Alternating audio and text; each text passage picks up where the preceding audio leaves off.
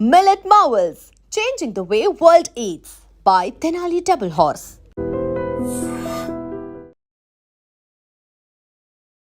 Hi hello నమస్తే, welcome to I dream. నేను మీ శ్రావ్య. మనతో పాటు ఇప్పుడు ఉన్నారు GTA founder and chairman Vishweshwara Reddy గారు. నమస్తే సార్. నమస్కారం. ఎలా ఉన్నారు? బాగున్నాం. How are you? I'm good sir. Very good. Sir, ఇప్పుడు యుఎస్ఏ స్టూడెంట్స్ కి వీసా రిఫార్మ్స్ అని చెప్పి ఒకటి కొత్తగా వచ్చింది కదా, న్యూ ఆపర్చునిటీస్ ఏమన్నా ఉన్నాయా? టిపికల్ గా అమ్మా, ఇప్పుడు F1 స్టూడెంట్ ప్రోగ్రామ్ ఎలా ఉంటుందంటే, యుఎస్ ఏదైనా వీసా ప్రోగ్రామ్ ఇనిషియేట్ చేస్తే అది గ్లోబల్ ప్రోగ్రామ్ లాగా ఉంటుంది. అంటే ఇండియాకి ఒక్కదానికే కాకుండా వరల్డ్ వైడ్ ఉన్న స్టూడెంట్స్ కి అమెరికా రాగలిగే ఆపర్చునిటీ కోసం క్రియేట్ చేస్తారు ప్రోగ్రామ్. అందులో భాగంగా it's only not for technology. అంటే మన వాళ్ళు majority of the people student visa ఎలా వెళ్తారంటే, majority I'm talking about majority computer science, తర్వాత సైబర్ సెక్యూరిటీ, తర్వాత ఆర్టిఫిషియల్ ఇంటెలిజెన్స్, తర్వాత మేనేజ్మెంట్ ఇన్ఫర్మేషన్ సిస్టమ్ అని కానీ కంప్యూటర్ రిలేటెడ్ ఎక్కువ మంది రావడానికి ఆస్కారం ఉంది. అంటే సివిల్లో, మెకానికల్లో, ఫైనాన్స్ లో, లీగల్లో కూడా వస్తుంటారు. బట్ మేజర్ పర్సంటేజ్ అంతా కంప్యూటర్ సైన్స్ లో ఉంటుంది. సో అదే విధంగా టెక్నికల్ గా అంటే STEM program, science, technology, engineering and mathematics. So ఈ ఏరియాలో ఎక్కువ మంది రావడానికి ఆస్కారం ఉంటుంది. ఎందుకంటే స్టెమ్ కి 36 months ఓపీటీ పీరియడ్ ఉంటుంది. సో ఆ 36 months లోపల అంటే 3 years అందులో వాళ్ళకి ఎక్కువ ఆపర్చునిటీస్ ఉంటాయి కాబట్టి అది యూటిలైజేషన్ వస్తారు. అదే విధంగా ఫైనాన్స్ లో కూడా వస్తున్నారు. ఇప్పుడు అదే విధంగా మెకానికల్ లో వస్తున్నారు, సివిల్ ఇంజనీరింగ్ లో వస్తున్నారు, LLM అంటే మాస్టర్స్ ఇన్ లా లో కానీ, బ్యాచిలర్స్ ఇన్ లా లో కానీ చేయడానికి వస్తున్నారు చాలా మంది. సో ఈ సిపిటి ఉంటుందా సార్? దీనికి ఓపీటీ అని చెప్పారు కదా, సిపిటి కూడా ఉంటుందా? సిపిటి కూడా ఉంటుంది, ఓపీటీ ఉంటుంది, దాని తర్వాత సిపిటి కూడా ఉంటుంది. సో బేసికల్ గా ఏంటంటే ఈ ప్రోగ్రామ్ అంటే ఏదైతే F1 ప్రోగ్రామ్ ఎలా ఉందో ఆ F1 ప్రోగ్రాము గ్లోబల్ ప్రోగ్రామ్. అంటే అమెరికా నుంచి ఇండియన్స్ ఒక్కరే రాకుండా కాకుండా వరల్డ్ లో ఉన్న ఏ కంట్రీలో ఉన్న, వరల్డ్ వైడ్ లో ఏ కంట్రీలో ఉన్నా వాళ్ళు F1 అంటే స్టడీ కోసం రావాలంటే F1 ప్రోగ్రామ్. సో వాళ్ళు డిజైన్ కానీ, దాన్ని డెవలప్ కానీ, దాన్ని ఎగ్జిక్యూషన్ కానీ ప్రోగ్రామ్ చేసేటప్పుడు గ్లోబల్ ఇంట్రెస్ట్ చూస్తారు, నాట్ స్పెసిఫిక్ ఇండియా ఇంట్రెస్ట్. ఇండియానే కాకుండా గ్లోబల్ ఇంట్రెస్ట్ లో ఎక్కడెక్కడ ఉంది అంటే source of technology people India నుంచి వస్తున్నారా? ఎందుకంటే యుఎస్ కి ఇంటర్ఫేస్ ఏంటంటే US consulates in that country. అంటే ఎగ్జాంపుల్ ఇప్పుడు మన హైదరాబాద్ యుఎస్ కాన్సులేట్ ఉందండి, అది వాళ్ళ ఇంటర్ఫేస్ అన్నట్టు.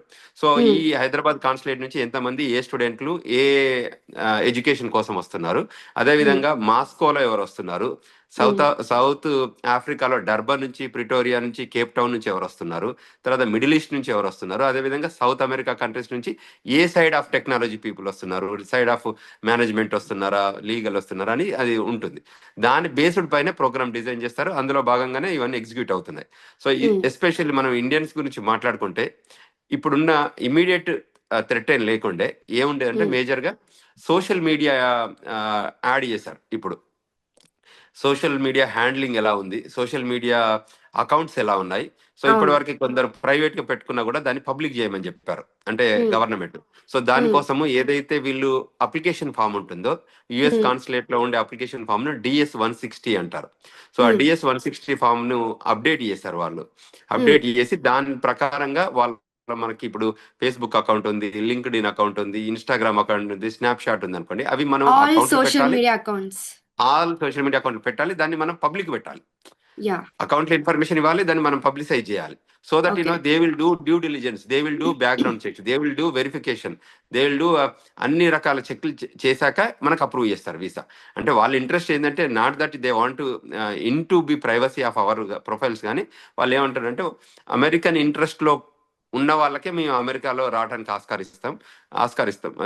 ఆస్కారం ఉంది, లేదు నాన్ ఇంట్రెస్ట్ పీపుల్ కానీ అమెరికాకి వచ్చే వాళ్ళు కానీ ఇబ్బందులు చేస్తారంటే మేము వెల్కమ్ చెప్పము అనేది దీని హోల్ కాన్సెప్ట్. సో అంచేత F1 ప్రోగ్రామ్ లో మేజర్ గా చేంజెస్ ఏం రాలేదు. స్టిల్ స్టెమ్ ప్రోగ్రామ్ అలాగనే ఉంది, స్టిల్ అన్ని యాక్టివిటీస్ బాగానే జరుగుతున్నాయి, యూనివర్సిటీకి వస్తున్నారు. కాకపోతే ఇక్కడ ఉన్న ఎకనామిక్స్ ఆఫ్ ఎంప్లాయ్మెంట్ లో కొంచెం ఇబ్బంది ఉండడం వల్ల మా అబ్జర్వేషన్ ఏంటంటే లాస్ట్ టైం వచ్చిన దానికంటే చాలా తగ్గింది ఈ సంవత్సరము.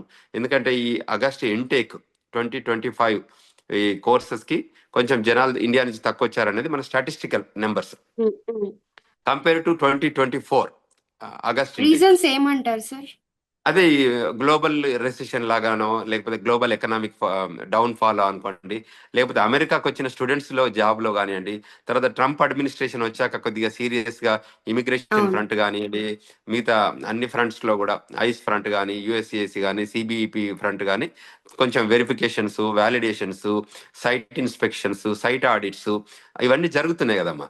సో అందులో అవును. భాగంగా మనం అక్కడికి వెళ్ళి అంటే ప్రీవియస్ గా F1 స్టూడెంట్ కి వచ్చి ఇక్కడ జాబులు రాని వాళ్ళు ఉన్నారు కదా. సో వాళ్ళ అవును సార్. పరిస్థితి అట్లా ఉన్నప్పుడు నేను వెళ్ళి మళ్ళీ మాస్టర్స్ కి మన వాళ్ళంతా మధ్యతరగతి కుటుంబాల నుంచి వచ్చిన వాళ్ళు ఎక్కువ మంది ఉన్నారు. అవును సార్. సో అవును. అక్కడ బ్యాంకుల్లో లోన్లు తీసుకొని వచ్చి ఇవన్నీ చేసి ఇక్కడికి వచ్చి మళ్ళీ లోన్లు పే చేయకపోతే ఇబ్బంది అవుతుంది కదా. సో ఆ అవును సార్. ఉద్దేశంతో ప్లస్ ఇండియాలో కూడా ఆపర్చునిటీస్ పెరుగుతున్నాయి ఇప్పుడు um, compare to previous years. So అక్కడ అవును. కూడా అడ్వాంటేజ్ గా ఉంటే 1 year 2 year చూసి దాని తర్వాత మళ్ళీ బాగుంటే వద్దామనే ఆలోచన విధానం కూడా చాలా మంది స్టూడెంట్స్ లో ఉంది. సో అందువల్ల కొద్దిగా పాజ్ అయ్యారు, అంటే టోటల్ స్టాప్ కాలే కానీ పాజ్. సో ఉమ్, పాజ్ లో ఉన్నారు. Opportunities are always there. అమెరికాలో స్టూడెంట్ ప్రోగ్రామ్ అనేది ఉంటుంది, తర్వాత యూనివర్సిటీస్ అనేవి ఉంటాయి. యూనివర్సిటీ ఇక్కడ హైయర్ ఎడ్యుకేషన్ బాగుంటుంది, అదే విధంగా రీసెర్చ్ ఫెసిలిటీస్ బాగుంటాయి ఇక్కడ. ఉమ్, సో అంచేత అక్కడ ఇబ్బంది ఏం లేదు. ఉమ్. సో అన్ని నార్మల్ గానే ఉన్నాయి. ఓపీటీ కావచ్చు, సిపిటి కావచ్చు, అన్ని నార్మల్ గా ఉన్నాయి. ఓన్లీ సోషల్ మీడియా హ్యాండిల్స్ మాత్రమే చేంజ్ అయింది. అది పబ్లిక్ లో ఉంచాలి అని అంటున్నారు. అంటే పబ్లిక్ లో లేకపోతే వాళ్ళు అలో చేయరా సార్? ఛాన్సే లేదు. There is no second to it. Okay. అంటే అసలు ఇప్పుడు ఛాన్సే లేదు. కొత్తగా వచ్చే స్టూడెంట్స్ కే తప్పించి ఆల్రెడీ ఉన్న స్టూడెంట్స్ కి అయితే ఇది వర్తించదు అంటారా? కరెక్ట్. బ్రాండ్ న్యూగా ఇప్పుడు ఫ్రెష్ గా వీసా ఇచ్చే ముందు ఈ వెరిఫికేషన్ చేసుకుంటారు. ఆల్రెడీ ఉమ్, వచ్చే వాళ్ళతో వాళ్ళకి బ్యాక్గ్రౌండ్ చెక్స్ వేరే రకంగా చేస్తారు. ఇది ఓకే. వీసా రూపకంగా చేయరు. వాళ్ళు ఆల్రెడీ కంట్రీలో ఉన్నారు అనుకోండి అమ్మా. సో ఉమ్, కంట్రీలో ఉమ్, ఉంటున్న వాళ్ళకి ఆ వెరిఫికేషన్ డిఫరెంట్ గా ఉంటుంది. ఇక్కడ ఓకే. ఫ్రెష్ గా వస్తున్న వాళ్ళకి ఏంటంటే వాళ్ళు వీసా కోసం వస్తున్నారు కాబట్టి వీసా ఉమ్, వ్యాలిడేషన్స్ ఉంటాయి, అందులో భాగంగానే ఇవన్నీ చెక్ చేస్తారు. Okay sir. Thank you so much sir. Thank you. And for more videos, Please subscribe to iDream. Please subscribe to iDream. Please subscribe iDream. And please subscribe to iDream. For more videos, subscribe to iDream. please like, share and subscribe to the channel. Congratulations, iDream. Subscribe to iDream. Subscribe to iDream. So subscribe to iDream Media. iDream ki iDream team అందరికి huge congratulations. Please subscribe iDream Media. Please subscribe to iDream. Subscribe iDream. Please subscribe to iDream. iDream అంటే నా కళల channel subscribe చేసుకున్న నోరు తిరుగుతలేదు. మీరైతే గంట గుర్తు కొట్టండి. For more such videos, please subscribe to iDream. Subscribe to iDream. Please subscribe to iDream. Please subscribe iDream Media. Please do subscribe to iDream. Please subscribe to iDream Media. For best entertainment and information, please subscribe iDream. And don't forget to subscribe to iDream.